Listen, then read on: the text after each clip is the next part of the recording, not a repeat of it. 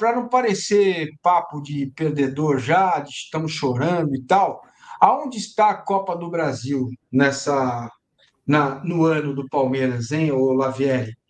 Prioridade sabemos que não é, mas vamos lá. Aonde está a Copa do Brasil e essa possível, talvez provável, eliminação contra o Flamengo no jogo de amanhã no Allianz Parque? Não, para mim, com as condições que o Palmeiras tem hoje, considerando que o Palmeiras tem, na teoria, a possibilidade de buscar um tricampeonato consecutivo do Brasileirão, e a Libertadores vai ser sempre mais importante que a Copa do Brasil, a Copa do Brasil já seria, de qualquer forma, entre as três, a terceira prioridade.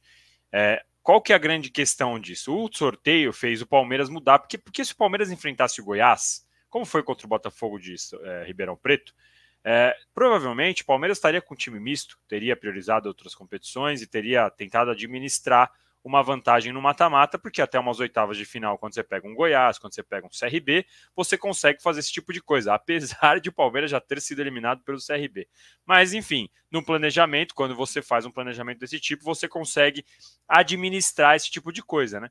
Quando cai o sorteio e cai Flamengo, o jogo vira completamente, vira um jogo do ano, vira um jogo importante, vira, enfim, todo esse papo que a gente tem que entender que é o jogo do ano, porque Palmeiras e Flamengo batalham desde 2015, 2016, sempre pelos principais títulos, apesar de no ano passado, como você bem disse, o Flamengo não ter vencido absolutamente nada. Esse ano o Flamengo volta a estar aí tentando batalhar junto com o Palmeiras. Então, não porque perdeu, não porque está atrás, mas de qualquer jeito já seria essa terceira prioridade. Quando sai o sorteio, o Palmeiras muda um pouquinho. Agora, se você fizer uma enquete amanhã na porta do Allianz e perguntar, você vai passar hoje do Flamengo na Copa do Brasil ou do Botafogo na Libertadores, eu não tenho a menor dúvida que a resposta vai ser 95% Botafogo na Libertadores. Mesmo que o Palmeiras tivesse vencido no Maracanã. Não é a questão do resultado. O resultado talvez até facilite o Palmeiras analisar o jogo de um jeito e tal, mas eu acho que para mim é muito claro, inclusive pro Flamengo, se a pergunta for a mesma pro flamenguista, falar, amanhã você vai tomar a virada do Palmeiras, mas você vai passar do Bolívar, ou você vai ganhar do Palmeiras e vai perder do Bolívar, eu tenho certeza que 95% dos flamenguistas preferem continuar vivo na Libertadores. Eu acho que isso é igual para os dois lados, Massini.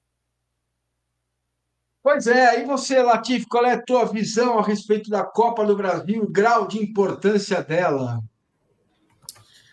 O Palmeiras, eu também concordo com o Danilo quando ele fala que quando o Palmeiras tem a chance de ser o campeão tri-brasileiro consecutivo, né, reeditar aquilo que só o São Paulo conseguiu fazer. Então, eu também acho que deveria priorizar. Só que agora parece fácil, né, porque o Palmeiras já perdeu 2-0, então é muito fácil dizer que agora tem que largar a Copa do Brasil e focar no Brasileirão.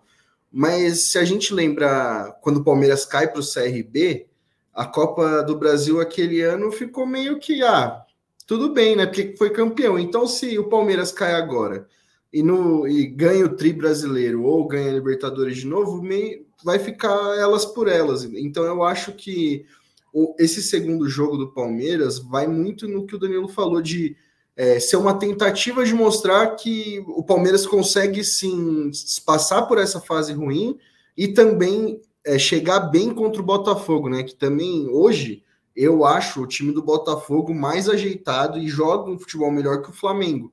Então, o Palmeiras vai ter outro confronto muito duro pela frente.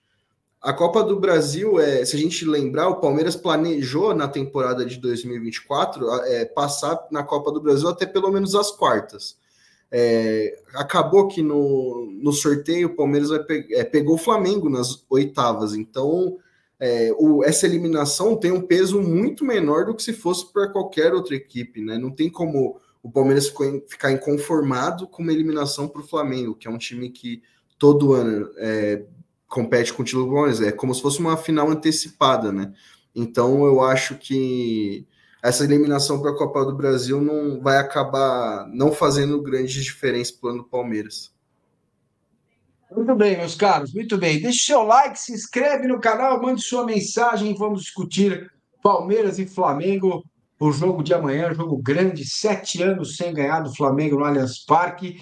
não é pouco, meus amigos. Agora, a pergunta que não quer calar é a seguinte: se fosse um jogo comum, o Estevão estaria fora. Eu já vou dar a minha opinião desde já. Eu guardaria o Estevão para o jogo contra o Botafogo na Libertadores. Mas o que é que vocês têm de informação? O PVC ontem disse que é possível, tal. Já teve aí uma informação que ele treinou junto com o Zé Rafael. Queria te ouvir, Latif, o que é que você tem sobre o Estevão e também a pergunta se vale a pena apressar a recuperação dele. Já dou minha opinião, não vale a pena, mas queria ouvi-los.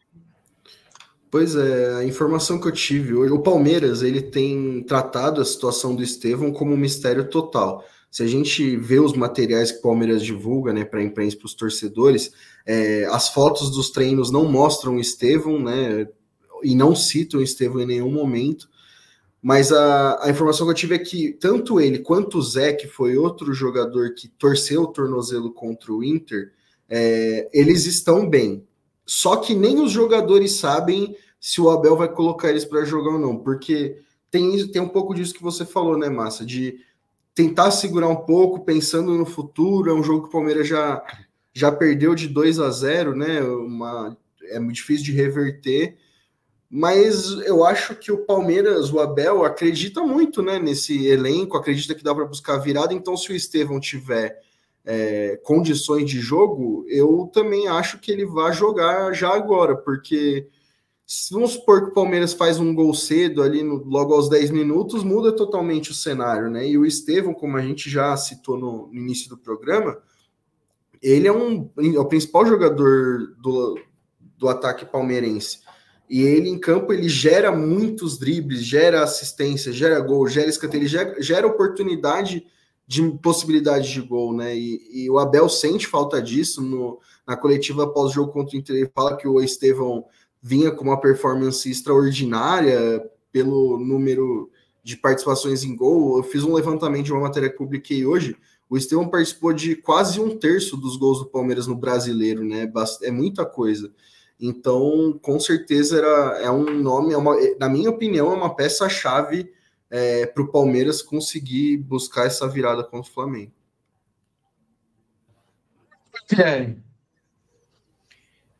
Bom, eu acho que só pode colocar se ele tiver 100% seguro de que não tem nenhum tipo de chance de lesionar de novo, como aconteceu dessa última vez quando ele entrou e se lesionou.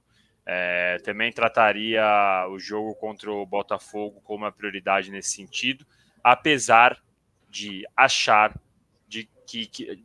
que ele vai jogar amanhã. Eu tenho a sensação, não é informação, eu tenho a sensação que ele vai jogar amanhã. Depois a gente vai falar do que a gente acha que eles podem aprontar para o time aí, o Abel.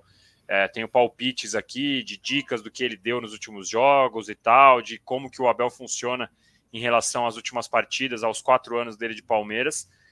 Para mim, ele deu uma clara dica do que ele vai fazer com o time contra o Inter, e eu acho que ele vai colocar o Estevão. Eu, no lugar do Abel, só colocaria se o médico chegasse para ele e falar: tá 100% tranquilo, não tem risco nenhum. Se tiver outra lesão, é puro azar, enfim, é questão de choque e etc. Se ele tiver 100%, eu colocaria. Se ele tiver 80%, se ele tiver 90%, eu já não colocaria e pensaria apenas na Libertadores.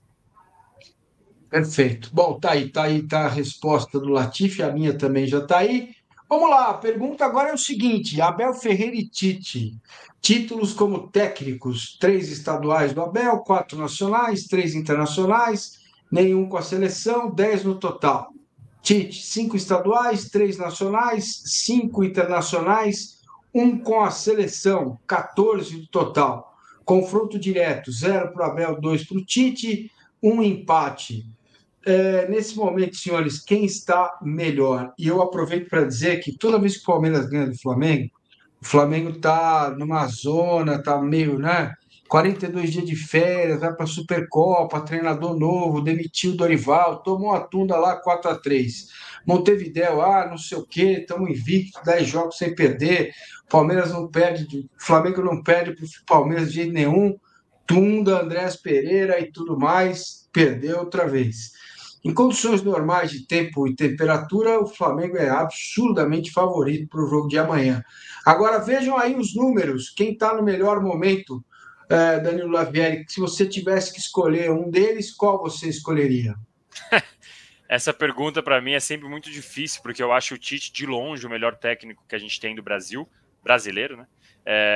Inclusive, acho que para a seleção brasileira, o ideal seria que ele voltasse para a seleção brasileira, porque não tem ninguém perto dele, para mim. O Dorival não é perto, o Diniz não está perto, nenhum outro treinador brasileiro está perto. Então, se o Brasil quer continuar com o técnico brasileiro, tinha que ser o Tite. Eu sei que não vai acontecer, já foi, passou o período do Tite na seleção. E a gente tem que destacar, né, Massa, que todos esses números aqui, o Tite ele tem 30 anos de carreira, o Abel tem 7. Então, assim, é muito pouco o tempo de carreira do Abel perto do Tite, e o Abel já tem tudo isso de título. Então, o Abel ele está numa arrancada, ele está no início de carreira muito melhor que o início de carreira do Tite. Mas o Tite, se você olhar a longo prazo, ele normalmente faz trabalhos confiáveis, trabalhos sólidos e trabalhos que são regulares. Então, o Flamengo passa por uma fase para lá, uma fase para cá, mas ele consegue ser sempre muito regular. Se eu olhar os últimos 4 anos de cada um, eu vou ficar com os 4 anos do Abel, mas eu acho essa pergunta muito, mas muito difícil. E você, Latifi, nessa avaliação aí? Latifi é o cara, é o Anderson Barros do Latifi Futebol Samba e Esfirra. Qual que você, qual que você contrataria para o seu time? Não, eu gosto mais do Abel. Eu acho que o perfil dele me agrada mais. O Abel, ele conseguiu encantar a torcida do Palmeiras por conseguir ser muito aceito pela torcida, né? Conseguir fazer o torcedor jogar junto. Eu não vejo isso no Tite, então acho que o Abel, a resposta que ele deu, né, tão rápida no Palmeiras, até porque o Tite, a passagem dele no Palmeiras é bem dramática, então ficaria com o Abel. Muito bem, eu vou dar a minha opinião. Aqui não tem muro, não. Eu acho o Tite ainda o melhor treinador brasileiro em atividade aqui no nosso país. Acho que ele é um treinador excelente. Na medida em que o Flamengo acertou ao colocá-lo no comando técnico ainda o ano passado, essa insistência foi boa para ele já entender e depurando as coisas, fazendo o trabalho. Esse ano o Flamengo está muito bem, deslanchou, ganhou o campeonato estadual e vem mantendo uma boa campanha. O time oscila como oscilaria na mão de qualquer outro treinador. Acho o Tite muito bom. Mas nessa, mas de longe, escolheria o Abel Ferreira. Tá bom? Vamos lá. Daqui a pouco a gente vai ter análise tática. O Raí Monteiro vai estar com a gente para a gente falar sobre qual é a melhor formação. Antes dele participar com a gente, queria saber de vocês se a gente consegue entender qual seria o provável time ou qual será o provável time. Eu vou dar duas opções para vocês. Primeiro, é o seu time. Segundo, aquele que você acha que o Abel vai escalar. Tá bom? Eu começo, tá? Eu começo. O meu time teria o Everton, Marcos Rocha, Reis, Gomes, Murilo e Caio Paulista, Aníbal Veiga e Felipe Anderson, Lázaro e Flaco Lopes. Esse seria o meu time. O time que eu acho que ele vai escalar. Os 3 zagueiros, Mike, Caio Paulista, Zé Rafael e o Aníbal Veiga. Na frente, Felipe Anderson e o Flaco Lopes. Aí eu estou colocando o Estevão fora do cardápio aí para a escalação amanhã. Lavieri, o que você faria e o que você acha que o Abel vai fazer? Bom, vamos lá, começando pelo que eu acho que o Abel vai fazer, tá? A gente vai lembrar, o Abel escalou do Palmeiras com novidades contra o Flamengo lá na final de 2021. Você volta um mês e você vê o Abel dando sinais do que ele ia fazer ao longo do tempo. Estudando, mudando, pondo jogadores para lá e para cá. E agora o Palmeiras não tem um mês para analisar. O Palmeiras tem uma semana para se preparar e o Palmeiras está com 2-0 atrás. Olhando o time do Inter, o que eu acho que ele vai fazer é colocar Rafael Veiga de 8. vai jogar só com Aníbal Moreno, Rafael Veiga e um outro meia, que provavelmente tem que ser o Felipe Anderson, já que o Maurício não pode jogar na Copa do Brasil. E aí o ataque vai ser a dúvida. Lázaro, Flaco, Rony, tem que ver, porque Dudu, tem que ver como ele vai querer armar esse time, porque tem essa dúvida do Estevão, né? Considerando que o Estevão não vai jogar. Então, para mim, e eu acho que ele vai pôr o Murilo também, apesar de o Vitor Reis estar muito bem, recebendo elogios o tempo inteiro, eu acho que joga Gomes e Murilo, se ele for jogar com 2 zagueiros. Eu acho que o time do Abel vai ser algo como o Everton, Marcos Rocha, Gomes, Murilo, Vanderlan, Aníbal Veiga e Felipe Anderson. E aí o ataque eu ainda estou tentando ver como ele vai fazer. Flaco, o Lázaro talvez e mais um. Ainda estou nessa dúvida da questão do Estevão, porque o Lázaro joga pela esquerda, o Rômulo não tem recebido chances, então eu estou pensando nesse time. Eu faria algo muito parecido, considerando que o Estevão não possa, se o Estevão não pode jogar mesmo, não esteja 100%, eu colocaria de novo ali, colocaria algo como também o Mike ou o Giai aberto. O Giai, nesses jogos, me mostrou que é muito melhor lá na frente do que atrás. Aliás, ele tomou um sufoco atrás, nos todos os jogos que ele estava. Então, de repente, se o Abel está gostando tanto do Giai, coloca ele aberto pela direita, coloca pela esquerda o Felipe Anderson, como ele gosta de fazer, não sei. Eu estou nessa dúvida, Massini, mas para mim, eu só consigo pensar no Veiga de camisa 8. Não sei se eu estou viajando muito, não sei o que vocês acham. Vamos, Daniel, repeat, please, por gentileza, o time do Abel Ferreira. Vamos lá. Do Abel, o Everton, Marcos Rocha, Gomes Murilo e Vanderlan. Aníbal, o Veiga de 8, sem Zé Rafael. Não é porque ele torceu o tornozelo, não é nada disso. Opção mesmo. Felipe Anderson de meia. Flaco na referência. E aí a dúvida dos 2 caras que vão jogar abertos. 2 pontinhas. Para mim vai ser 4-3-3 com Veiga de 8. Essa é a dúvida. A minha dúvida são os 2 da ponta. Lázaro, Rony jogando aberto, acho que não. Que ele não, às vezes que ele colocou o Rony não deu certo. Eu tenho essa questão, como vai ser esses 2 pontinhas aí. E aí, Latif, conta para nós.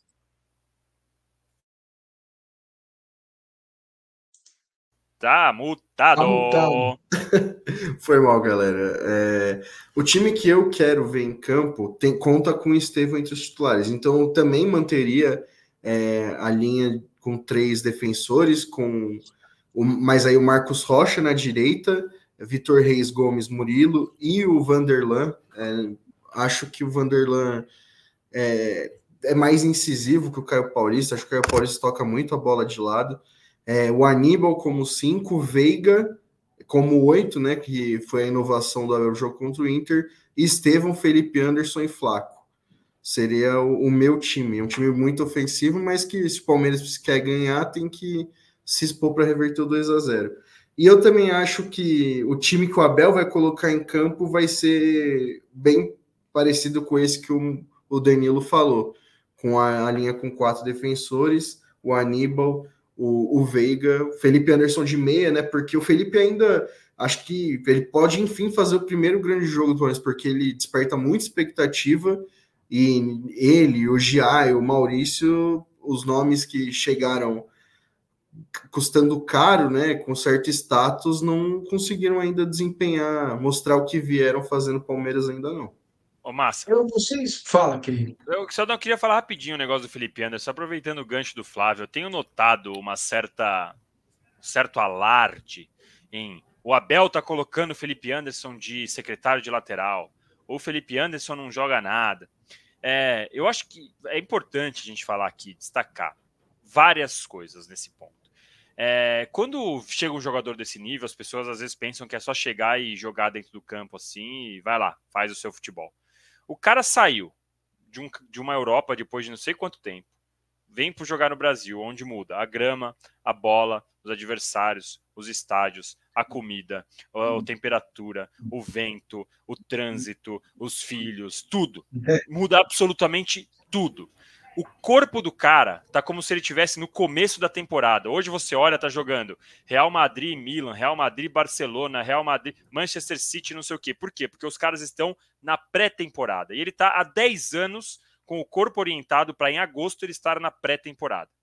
Então, quando a gente coloca um Felipe Anderson em campo dessa maneira e desse jeito, tem que entender que tem um tempo de adaptação.